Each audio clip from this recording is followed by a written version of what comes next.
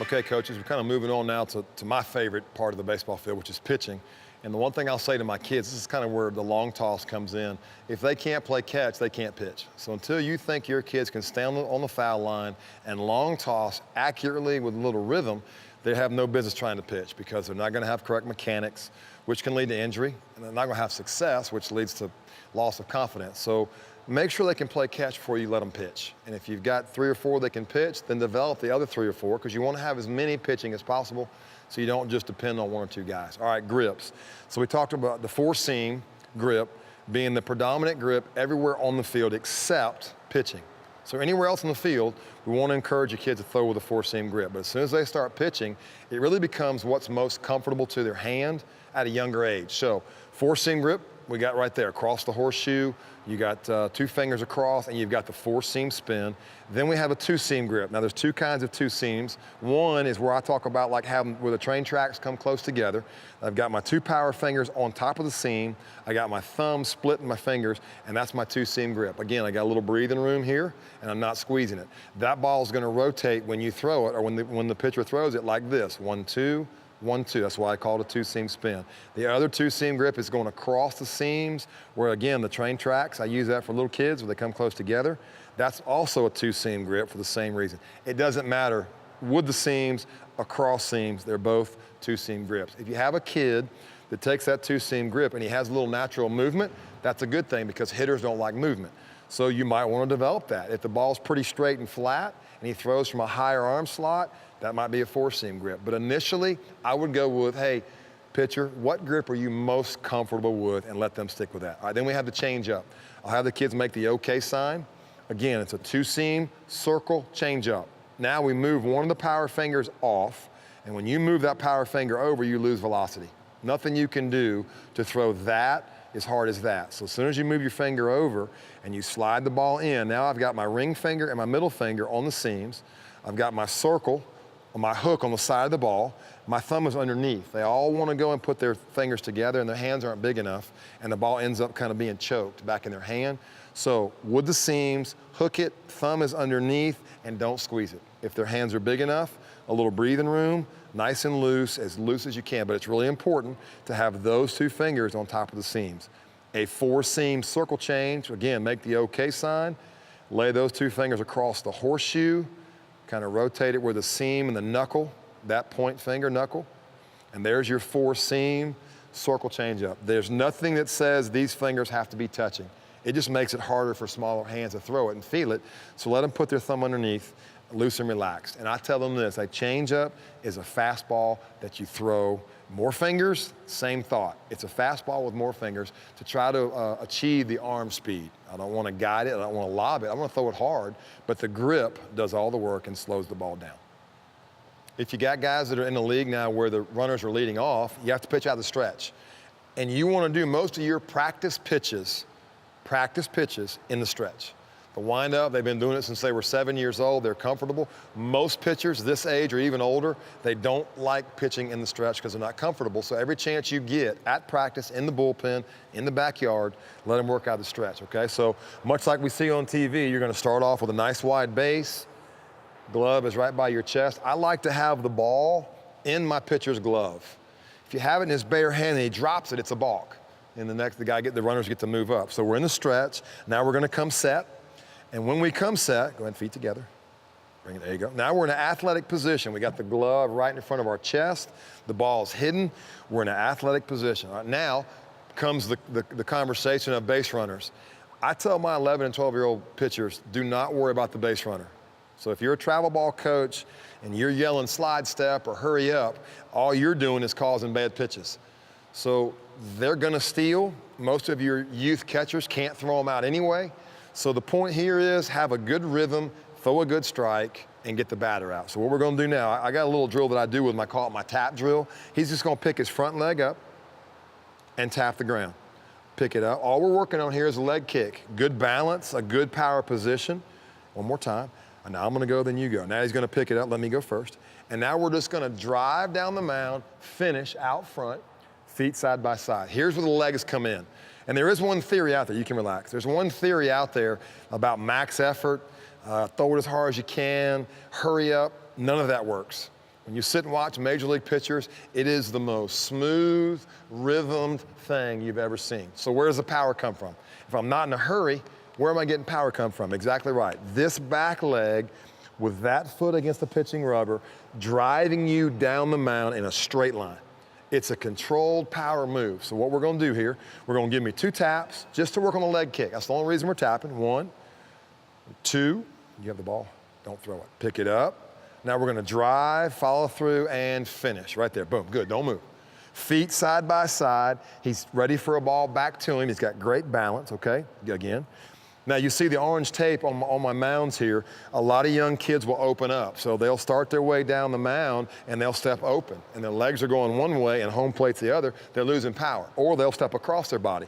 So he's gonna do his best. 2 taps to drive himself right straight down this piece of orange tape. Pick it up and drive. Push, push, push, go. Don't move, freeze. So he's a little bit open. We would like to have this foot a little more towards this line. So one thing you can do there is you can take a cone, something that's not gonna hurt him. Please don't use a bat or a ball for obvious reasons. And you can kind of stick the cone just on that side of this tape. All right, here we go. One more. Ricky, you're next. All right, we got to stretch. Start from the beginning. Hand here. Separate your hands. Now we're gonna come set. Okay, we're gonna look at the runner, just to let him know we know he's there, but we're gonna make sure we throw strikes. 1 tap, just 1. Pick it up and tap, pick it up and drive down the mound. Finish, push, don't move. Now, look what happened. Just by adding that cone, we've got his hips lined up. If he opens up that way, he's not gonna be effective. He's gonna wear out quicker, which is not good for the longevity of his arm. We start using these legs, and now the legs actually do all the work. Now the shoulder and elbow are protected. It all comes from the hips and the legs. All right, Ricky, ready? Next guy, come on in, Ricky. So one drill that I will do, that's good, is I have just a little dish rag here. Go ahead and get in your stretch, Ricky.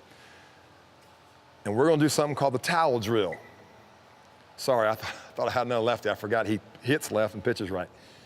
Okay, so one drill I will do to encourage using, you've done it before, right, Ricky? You know what we're doing here? Okay. To encourage using the legs and to encourage really getting out there and finishing is a towel drill. This dish rag gives him a little bit of resistance. You can't pitch this too much, it's not good for the arm, and you don't want to go through your arm swing with nothing. So the towel, a little bit of weight, a little bit of resistance, actually helps his arm, gives him the feel of a baseball. So what we're going to do here is go through the whole motion. We're going to stretch and come set. It's going to give me 2 taps, and I'm out here in front, a little higher, pick it up and bounce. One more time, pick it up, step and drive. Push, push, push, push, push, don't move. Good, now check it out, so right there. Look at the finish. We talked about this in long toss. His glove is to his chest. His feet are in good position. Look at the length he got down the mound, and he's lined up. One more. Just give me 1 tap. Very good. The cone helps him line up. I'll take a piece of grass or a piece of trash, and I'll put it right here in front of them and encourage them. I don't want you to jump, but I want you to drive and push. It's a power move. Ready? Come set, no taps. So eventually we get to like a game situation. We're not going to tap. We're going to pick it up and drive. Don't move. That's as good as it gets. Head is over the middle of his body. Glove is to his chest. Great athletic finish. Okay, so now we're going to move to the windup. Again, I would stress to you that the stretch is where it's at. For the rest of their career, once guys start leading off, they're going to win games, hopefully not lose games, in the stretch. So you want your pitchers as comfortable as they can be in the stretch. But we are going to go to the windup, and you would only use the windup with nobody on base. If you have a pitcher who gets a runner on third base and looks at you as a coach, says, hey, coach, can I go to the windup? Tell him no. Because that guy, if you go in the windup and if he's fast, he's going to steal home plate.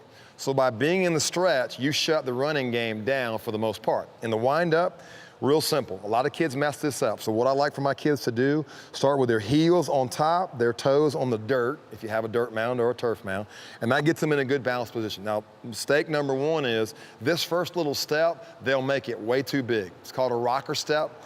All you want is a short little step, the weight doesn't shift, he pivots and he's ready to go. Step down for me just a little bit, Whip. So again, short step, don't waste a lot of motion. You see a lot of major league pitchers going to what they call a hybrid. It's almost like they're in the stretch. They turn sideways and they just kind of go like this. I'm still a fan of square shoulders, line it to my catcher, short step, and pivot. Now from here, I think the most important part of the windup comes next.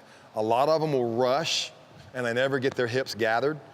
So I tell my kids this, I want you to turn this thing, pivot. When you pick your leg up, it's up and down and then I go. I heard Tom Seaver say one time his grandmother had a double door, like a barn door, and he would leave that top door closed, he would open the bottom door, and he worked on getting up and then getting down and then driving. And if you older guys remember him, he wore his pants out dragging the dirt. That's a little too low, I think, for this age, but it's the idea of I'm gonna make sure I gather, stop my hips, and then I'm driving under control. All right, ready, Whip? Let's try it. Toes on the dirt. Move up some. Heels on the rubber. Fingers are up to hide the grip in a good position. Gonna take a short step. Turn your foot and pivot up and down, and then don't move, freeze, good. So see here, he's lined up. Again, the cone was there. He's dead lined up. He's in a good position, got his glove to his chest, got his eyes up. Pretty darn good. All right, now we incorporate the towel. Ready? So we're gonna split those fingers again, slide our dish rag in between, squeeze it tight, knucklehead. Not in a hurry. If you can stress anything to your pitcher, stretch or wind up, don't rush. As soon as they start rushing, bad things happen at home plate. All right, ready? Fingers up. Short step, pivot, pick it up, and get out here and finish. Don't move. Good. So how far? Here's what I ask my kids all the time. How far can you drive yourself down the mound? This is a 10-year-old, and you can see the length. Now here's your test. So if somebody were to say, hey, give me a stride test. I don't have one, but watch this. Take this foot, leave that foot there, and go back to the rubber. Leave that foot there and keep reaching. Come on. So you hear him groaning. That is a good test. If you see a very uncomfortable split, we're going to leave him there for about an hour, see what he does. But if you see that look right there and it's like it's uncomfortable, then that tells you he's using his legs. All right, you can relax. If he were to go and do something like this, make his pitch, and you said, hey, go ahead and do that, and it was too easy, he's not using his legs enough. So that's kind of the test, I guess. It's not real professional, but it works. That position right there, almost a split, is what you want to see from your kids to tell you, hey, they are using their legs. But the two biggest points here are do not hurry and get lined up. If you can get them taking their time and then getting down that mound as far as they can under control, it's not max effort, it's not rip and snort, it's under control, it's power under control, then you got something they can work with. And you know what? The speed's not important. If you can throw strikes at 9 to 12-year-old baseball, change speeds, you can win baseball games. Okay, so a couple things. Again, we talked about if they can't play catch, don't let them pitch because it won't go well. Number two, this is your foundation. So steal one of your wife's or your house dish rags or whatever and bring it to practice and incorporate towel drills. You can do 15 in about 3 minutes. And if you can draw a line or use chalk or dry a line in the dirt, just something to give them that idea of driving to their catcher, this is where you're building your foundation. So maybe you do about 15 towel drills, 10 wind up, and then you go back and sit down and catch them. And the things we're looking for there, here's one thing I noticed. I watched the Major League All-Star game last week, watched about 5 innings. I didn't see one pitcher from 93 miles an hour to 100. I didn't see one Major League pitcher not have balance when he followed through. So go ahead and give me a stretch, Whit. One of the things we can stretch, other way, stretch. Yep. So one of the things we can work on here, in the stretch, spread your feet out. So one of the things you can ask him to do when he starts throwing to you, all right, stretch, go through the whole thing. Go through the whole thing, the whole pitch. Let me see you take your sign first. One of the things that you can help you as a coach when you're on that end, if he can hold this position and not fall off balance and stumble, then he's got body control. And he should be pretty close to the strike zone. If he's falling either way, the ball's gonna go with him and he's gonna miss and not throw strikes. So play catch, build this foundation with a towel, and then move to live pitches. Give the kids a lot of live pitches in practice. You can throw a kid every other day if you keep the pitch count down. 20 pitches on Monday, I can throw 20 more on Wednesday. And then eventually you're trying to build him where he's throwing to your hitters in practice to build some confidence. You can't just let them throw bullpens and then expect them to go to the game facing live hitters when they haven't done it in practice. So give them that build up. Long toss, towel drills, throwing to you or a catcher, then throwing to their own teammates, and then progressing to the game, throwing to live hitters.